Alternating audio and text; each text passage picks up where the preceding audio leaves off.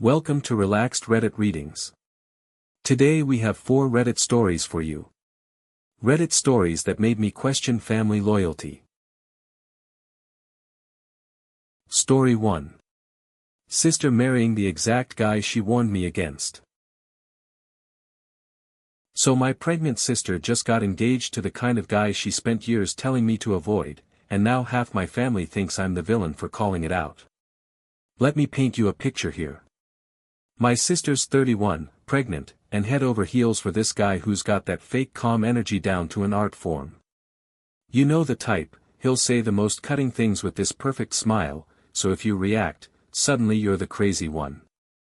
At Thanksgiving, this man had the audacity to ask if I was still doing my little photography thing. Little photography thing.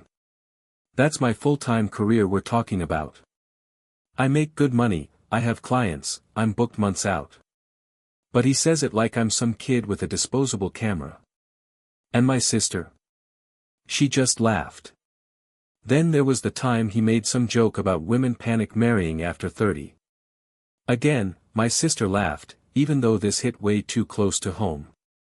Here's what really gets me: growing up, my sister would cry to me about guys exactly like this. Guys who would belittle her interests, make backhanded comments about her appearance, act like they were doing her a favor by being with her. She'd come to me in tears, asking why she kept attracting these types.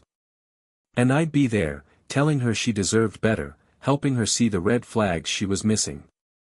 Fast forward to now, and she's planning to marry the king of red flags. So at this family dinner, he starts in on me again. This time it's about how I should really think about settling down soon because my biological clock is ticking. I'm 28, by the way. Perfectly healthy, in a great relationship, just not ready for marriage yet. But he's sitting there, acting like he's giving me life advice. That's when I snapped. I looked him dead in the eye and said he reminded me of every toxic guy my sister used to complain about. I told her she was about to marry the same kind of man she spent years warning me against. The table went dead silent. My sister started crying, saying I was being cruel and that I didn't understand their relationship. My mom jumped in, saying I was out of line and that I should be happy for my sister.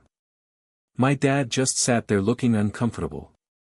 But here's the thing, everything I said was true. This guy checks every box on the list of behaviors my sister used to hate. He's condescending, he dismisses her opinions, he makes jokes at her expense. The only difference now is that she's 31 and pregnant and apparently willing to overlook all of it. Now half the family isn't speaking to me. They think I'm jealous or bitter or just trying to ruin her happiness. My sister sent me this long text about how I don't know him like she does, how he's actually really sweet when we're alone, how pregnancy hormones are making everything feel more intense than it is. Classic excuses, right? But I keep thinking about teenage me, holding my crying sister, promising her that someday she'd find someone who treated her right. And now I'm supposed to smile and celebrate while she settles for exactly what she said she never wanted? Am I wrong here, or is everyone else just too invested in the wedding to see what's really happening? If you're enjoying these stories, hit that like button and let me know in the comments which story you relate to the most. Story 2. Roommate's poop problem got so bad I called the landlord. So I had to call my landlord about my roommate's bathroom habits, and I'm honestly questioning my entire life right now. I'm a 23-year-old woman living in a house with all male roommates, and for the most part, it's been totally fine. No major cleanliness issues, everyone's pretty respectful. Then about 8 months ago, this new guy moved in, and that's when the nightmare began. I'm talking about a poop problem so severe that I don't even know how to describe it without making you lose your appetite. Picture this: I go to use the bathroom, and there's diarrhea splattered all over the toilet seat. Not just a little bit. We're talking Jackson Pollock levels of coverage. And it's not just the seat, it's in the bowl, it's on the floor around the toilet, sometimes it's even on the wall behind the toilet. How do you even accomplish that? The worst part is, he just leaves it there. Like, he finishes his business and walks away like he's left behind some kind of abstract art installation. I know it's him because the timing is too obvious. The bathroom will be clean, he'll go in there, and then boom, it looks like a crime scene. So I tried to handle this diplomatically at first. I don't have his phone number, so I couldn't text him directly. I tried leaving little notes around the house about keeping common areas clean. I even bought extra toilet paper and cleaning supplies, thinking maybe he was embarrassed and didn't know how to clean up properly. Nothing changed. Then I started timing my bathroom breaks to avoid going in after him.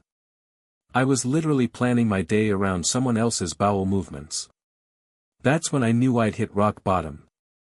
I brought it up casually with my other roommates, and they were like, "Oh yeah, we've noticed too."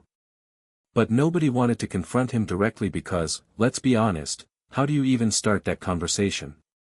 "Hey man, love what you've done with the bathroom, very avant-garde." So finally, I reached my breaking point. I came home from work one day, really needed to use the bathroom, and it was like he'd had some kind of explosive episode in there. The entire toilet was covered, and there was toilet paper stuck to various surfaces. I couldn't even begin to figure out what had happened. That's when I called my landlord. I felt terrible about it, like I was tattling on a kindergartner, but I didn't know what else to do. I explained the situation as professionally as possible, which is harder than it sounds when you're describing poop splatter patterns. My landlord was surprisingly understanding and said he'd have a conversation with all the tenants about maintaining common areas. The next day, there was a house meeting. My landlord didn't single anyone out, just gave a general speech about cleanliness expectations and respecting shared spaces. But the message was pretty clear. You'd think that would solve it, right? Wrong. If anything, it got worse. Now it feels like he's doing it out of spite. And my other roommates are acting weird around me because they know I'm the one who called the landlord.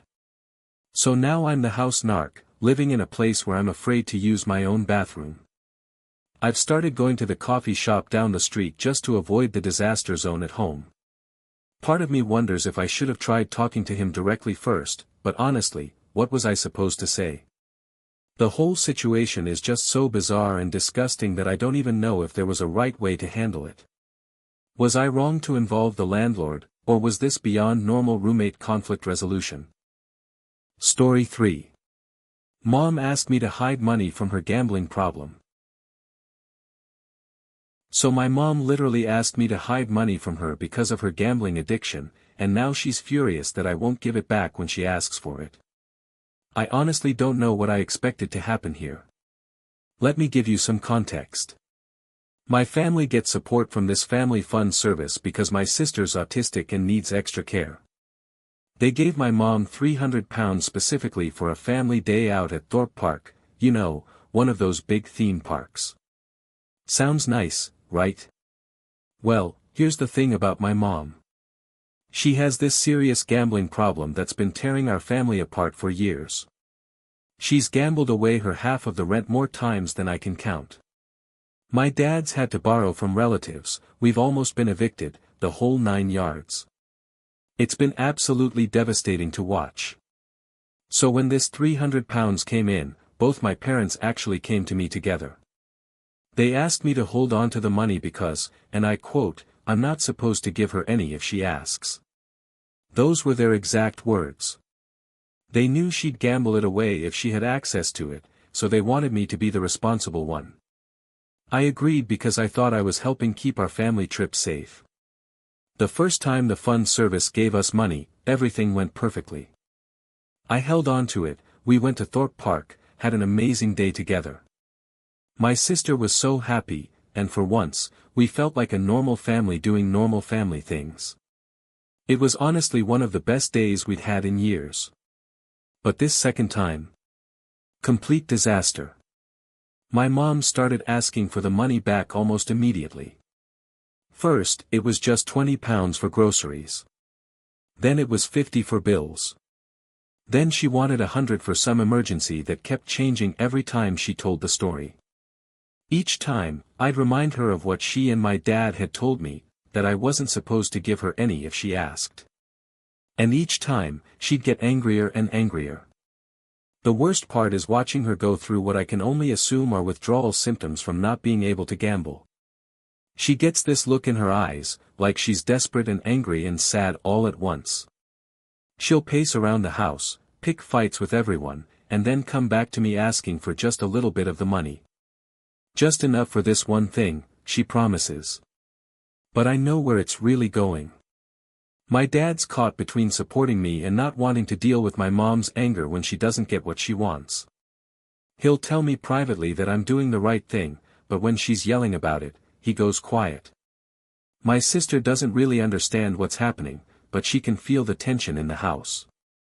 The family day out is supposed to be for her, and instead, it's become this source of constant fighting. I've started wondering if I should just give the money back and let whatever happens happen.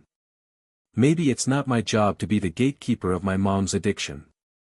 Maybe I'm making things worse by getting involved. But then I think about my sister's face at Thorpe Park last time, how excited she was, how normal everything felt for those few hours. And I think about all the times we've had our electricity shut off or nearly lost our apartment because my mom couldn't resist betting money we didn't have. The thing is, I never asked for this responsibility. I was trying to help, but now I'm the bad guy no matter what I do. If I give her the money, I'm enabling her addiction and ruining the trip for my sister. If I don't give her the money, I'm controlling and mean and making her life harder. There's literally no way for me to win here. Am I wrong for sticking to what my parents originally asked me to do, or should I just give up and let them handle their own problems? Story 4. Refuse to fund my criminal brother's defense lawyer. So my brother got arrested and wants me to pay for his defense lawyer, and I said absolutely not. Now my whole family thinks I'm heartless, but honestly, I think I'm finally learning to protect myself. Here's the backstory, and trust me, it's a doozy.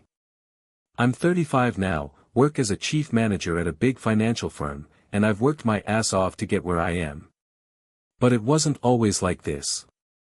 A few years back, my brother and I were sharing an apartment, splitting everything 50-50. I was barely making ends meet, but we were managing. Then my brother decided to completely change his lifestyle, and I mean completely. He started drinking heavily, doing drugs, and here's where it gets really bad, stealing things from people. Not just strangers, but from friends, family, neighbors. Anyone who trusted him enough to let him into their space. The rent situation became a nightmare. He'd spend his half on whatever substances he was into that week, and then I'd be stuck covering the full amount or we'd both get evicted. So there I was, already stretched thin, having to pay double rent while watching my brother spiral completely out of control. But it gets worse. My personal belongings started disappearing from our apartment. My laptop, some jewelry that had sentimental value, even clothes. At first, I thought maybe I'd misplaced things or left them somewhere. Then I realized he was stealing from me too, probably selling my stuff to fund his habits. The final straw was when I came home one day and found him going through my room, literally searching for things to take. That's when I knew I had to get out. So I moved out, got my own place, focused on my career, and slowly built myself up to where I am now. It wasn't easy, and it took years to recover financially from having to support both of us and replace everything he'd stolen. I went through therapy, learned to set boundaries, and basically had to grieve the relationship I thought I had with my brother. Now he's been arrested, I don't even know all the details, but it sounds serious, and suddenly everyone expects me to ride to the rescue with my checkbook. My parents called me crying, saying he needs a good lawyer and I'm the only one in the family who can afford it. They're talking about how family sticks together, how he's still my brother no matter what. And look, I get it. Nobody wants to see their kid or their sibling go to prison. But here's what I keep thinking about, where was this family solidarity when he was stealing from me? Where were my parents when I was working overtime just to cover rent because their other son was too busy getting high to contribute? Where was the concern for family when he was going through my personal belongings like I was some kind of mark? The thing is, I probably could afford to help him. I've done well for myself, and a few $1,000s wouldn't bankrupt me. But it's not about the money, it's about the principle. He made choices, consistently, over years, that hurt me and everyone around him. He chose drugs over responsibility, stealing over working, and his own immediate gratification over maintaining any kind of relationship with his family. Why should I bail him out now when he's facing the natural consequences of all those choices? My parents keep saying that if I don't help him, he'll definitely go to prison. They're acting like I'm the one putting him there, instead of his own actions. They say I'll regret it if something happens to him, that I'll never forgive myself for having the power to help and choosing not to. But I think I'll regret it more if I enable him again and teach him that no matter what he does, someone will always be there to clean up his mess. What would you do? Help family no matter what they've done, or let them face the consequences of their choices? If you enjoyed these stories, drop a comment telling me which one was your favorite. And if you want more relaxed Reddit readings, make sure to like, subscribe, and hit the bell so you never miss a video. Thanks for watching. If you enjoyed these stories, like, comment and subscribe for more relaxed Reddit readings.